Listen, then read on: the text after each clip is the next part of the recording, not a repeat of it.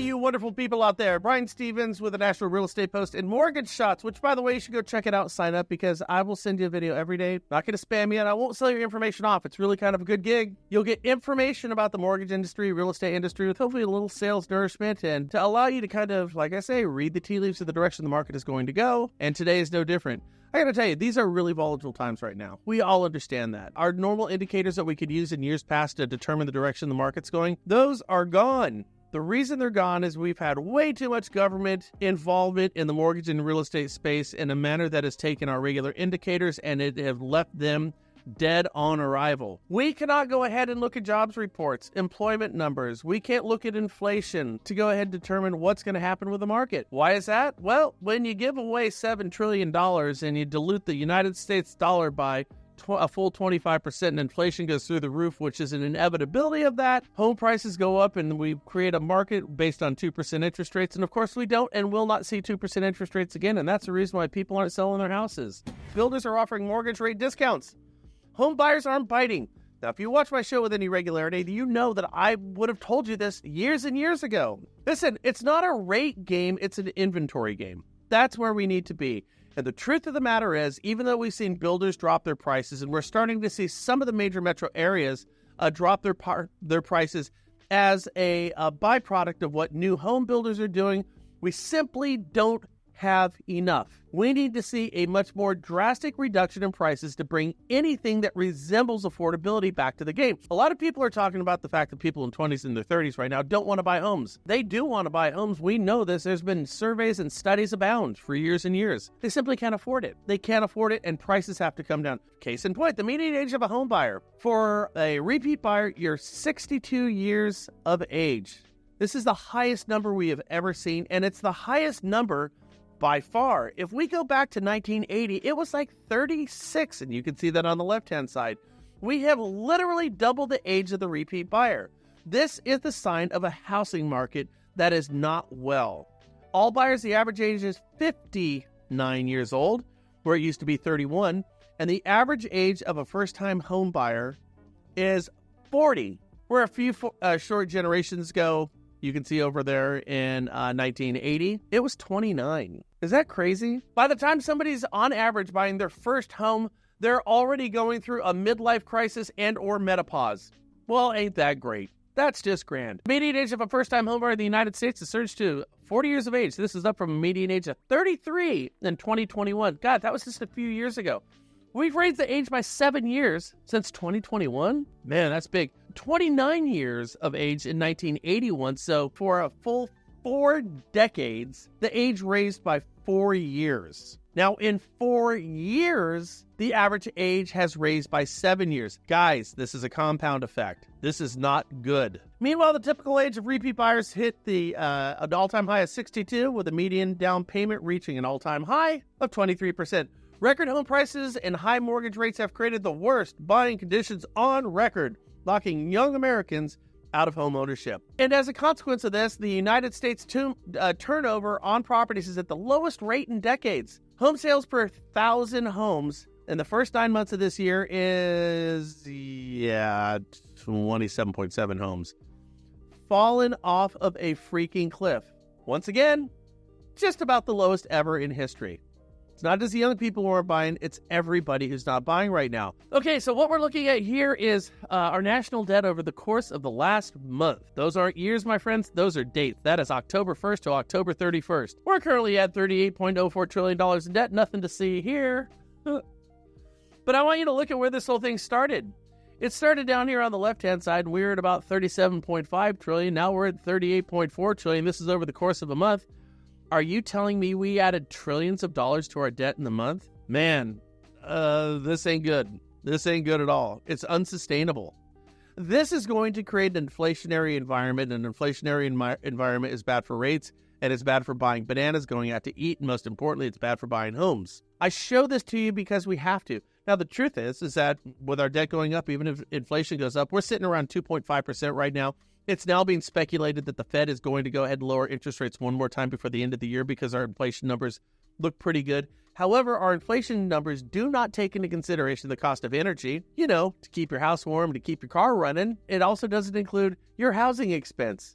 All right, let's just talk about the 800-pound gorilla in the room. I'm so sick and tired of this stuff. I'm talking about AI, artificial intelligence. Did you know the guy behind The Big Short just did the biggest short ever on NVIDIA? Who's NVIDIA? NVIDIA is the richest company in the world. They are. No, that's not true, Brian. Apple is. No, they're not NVIDIA. There was a movie out called The Big Short. If you haven't seen it, it was absolutely fantastic. But the people behind The Big Short are now shorting NVIDIA. They're saying that this is going to look something like the dot-com bubble. Some of you might be too young for that. If it's going to be as big, maybe it is, maybe it isn't. And I have a fantastic presentation on why I think there is definitely an AI bubble out there. Now, is AI going to take a bunch of stuff over? I'm sure it will. If you're a programmer, you might want to start looking for a job. Anyways, right now we're seeing massive influx of money going into all types of AI. NVIDIA is the foundation beneath every single AI company in the world right now. That's why they're the richest company in the world right now. And right now, some people tend to be pretty good at this stuff are saying, you know what, this whole thing is going to blow up in our face. What says you? Do you think that there is a bubble? Do you think there is an irrational exuberance around artificial intelligence taking absolutely everything over? Suffice it to say, smart people are saying AI might just be a little bit of a bubble. The days and weeks will tell us going forward, but tell me what you think down below. United States layoffs for October surged to 2-decade high. United States-based employers cut more than 150,000 jobs in October. That doesn't sound good. Marking the biggest reduction for the month in more than 20 years. That's not good. Tech firms led the job cuts in the private sector. Thank you, AI. Followed by retailers. Thank you, Amazon. Yeah, listen, we're on an iceberg right now, guys. Things are going to get harder before they get easier for a lot of you. But the truth is, as things get harder, they will proportionally get more affordable. And when affordability comes back, things are hard. Okay, here's everyone else who's not in real estate lending. Whoop. We're going to be up here because affordability is a blue light sale and everybody loves a sale. The Mortgage Bankers Association, the application decreased in the latest weekly survey. As we've seen over the past couple of days, we've seen interest rates creep up a little bit. We're probably going to see that happen once again, but just as quickly as that's going to happen, as I told you a couple of days ago, it looked like the Fed, based on what we heard from Jerome Powell, was not going to have any more cuts for the 2025 calendar year. However, it now appears, based on our inflationary numbers, that might be changing right before our eyes. Mortgage applications decreased by 1.9% from 1 week earlier. This is according to data from the Mortgage Bankers Association weekly mortgage application survey for the week ending October 31st, 2025. So what's going on? Why are we having such a hard time? Delinquencies remain well below pre-pandemic norms. Okay, we get that. Strength across delinquency bands in September, both early stage 30 days and late stage 90-day delinquencies improved month over month as the vast majority of borrowers remained current on their mortgage payments. It's good news. Non-current rate improvement improved for most investors. The non-current rate delinquencies plus active foreclosures declined year over year among GSE by 3 basis points. GSEs, those are going to be your Fannie Freddie notes. VA, those are going to be your Ginnie notes by 4 basis points, and portfolio held loans by 17 basis points. FHA was a notable exception, rising 44 basis points. Isn't that interesting? But let's keep going here. We're on point number 4. Foreclosure activity is returning to normal ranges. There were 103,000 foreclosure starts in Q3 2025, a 23% increase from the same period last year, but 18% below Q3 2019, So we are significantly up from where we were last year. 2 years ago, it was a different market. Things are getting exponentially much more difficult for folks, and we're going to see these numbers of chronic lates, 30, 90-day lates, pre-foreclosures, and foreclosures start to go up exponentially. What do you think? Am I wrong on this one? Mortgage originations by credit scores. Kind of interesting. Look, if we go back to 2019, 2020, 21, and 22. Look at those 760 or above. The average credit score for somebody buying a house in the first and second quarter of 2021, the average credit score was north of 760. It's about 75% north of 760. That's that light blue line. Now, the dark gray, that's people who are 720 to 759. And if we go to 660 to 719, but we look at that collective, the light gray, the dark gray, and the powder blue, let's just put it this way. If you have a credit score that's below 660, you on paper can get a loan but chances are you ain't getting squat diddly. Go back to the first quarter, the second quarter of 2003 and 4. Look at the drastic difference. Credit scores at origination of mortgages. People who've got a 670 credit score are in the 10th percentile. Not very good.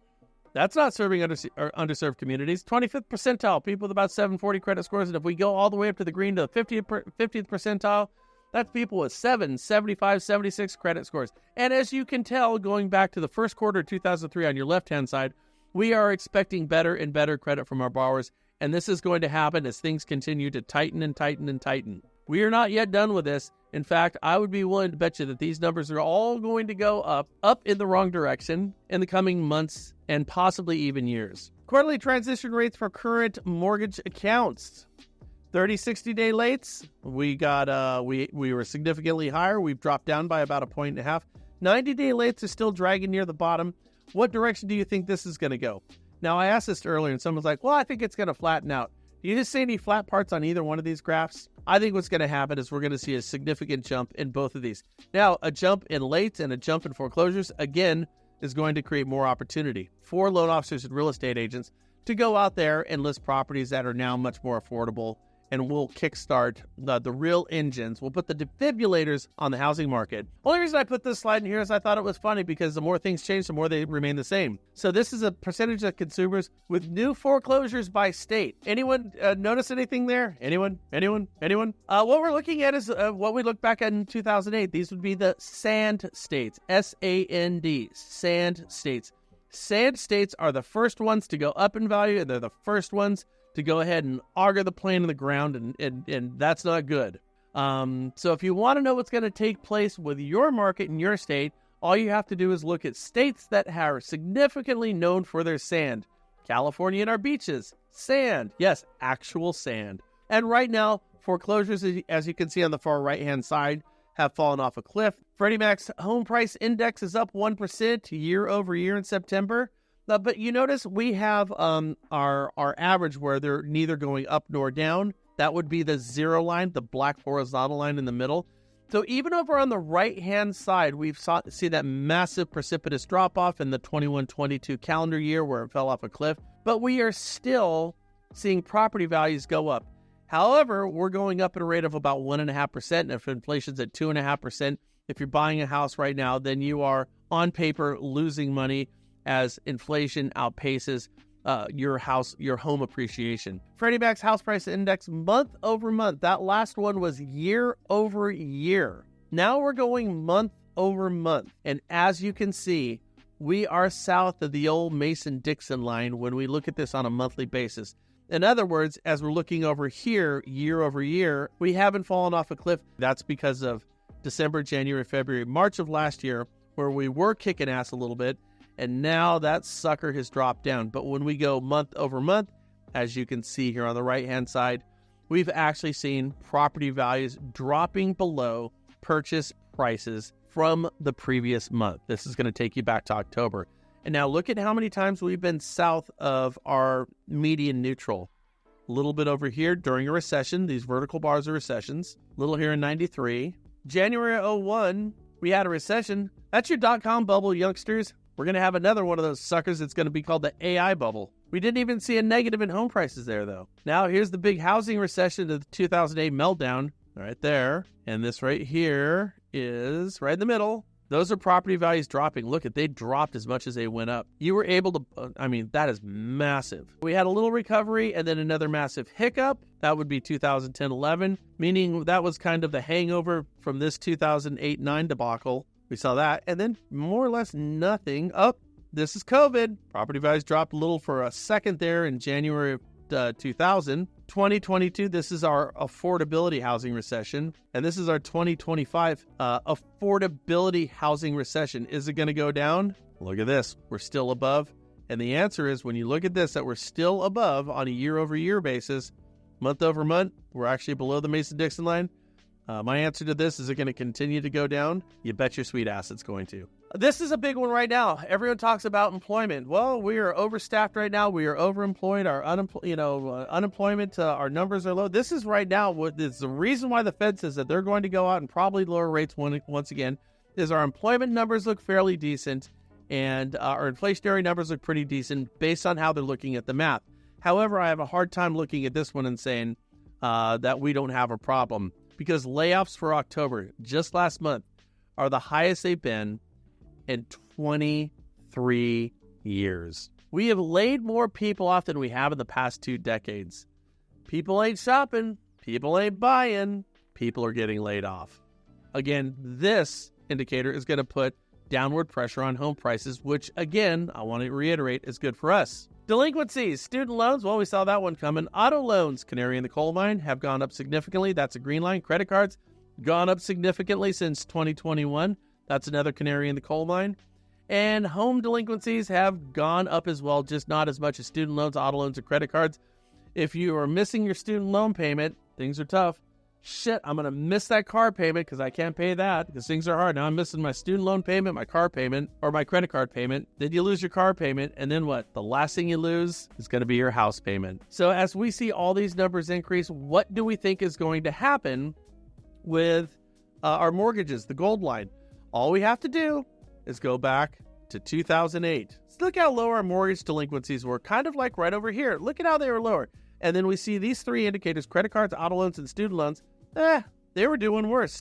Our mortgages weren't doing nearly as bad, right? Then look what happened in 2009. The mortgages, we were still making our mortgage payment, not making our car payments, not making our student loans payments, not making our credit card payments, but we were making our mortgage payment. In 2007 and 8, this number of mortgage rates started going up and up and up. And check this out. Check this out. This is fascinating. Our mortgage delinquencies actually surpassed our car loans. Not here, the green's always above, but right here in this little spot right here, mortgage payments, they actually exceeded late payments more so than auto loans. We surpassed it right here. Look at that. We went above. And then look what happened. Once we got out of the housing debacle, see this little bump right here? That bump is that bump right there. Property values going down there. See how that went up there? See this little area right here? Okay. That's this right there. And then, of course, mortgage delinquencies went way back down, and we still find ourselves way down here. And now, today, look at the difference between, so we are at 3.5 to 8. So let's call that almost 5. Let's call it 4.5. So now we're finding our auto loans, our auto delinquencies going up. So are we going to see this, which happened in 2008, 9, and 10, where mortgage delinquencies outpace everything but credit cards? Are we going to see our delinquencies and our foreclosures once again surpass student loans and surpass autos as being more delinquent? And the answer is yes. Hey, listen, all of this stuff brings affordability back. Don't let any of this scare you or deter you. What you need to do is take what you've learned today, go watch my other shows, and bring this information out to your realtor partners out there and go consumer direct and say, listen, buying a house is a good time. Even if it's cheaper tomorrow, rates will probably be higher tomorrow. Buying a house is a good time. Affordability is coming back. And houses, the last time I checked, is the only investment that you can raise your kids, build memories in, and live in on a rainy day. Speaking of which, I think we might have a little rain out tonight, and I think I'm going to have a fire, so I got to get going. Reach out with any questions. Would love to talk with you guys. Let me know what you think down below.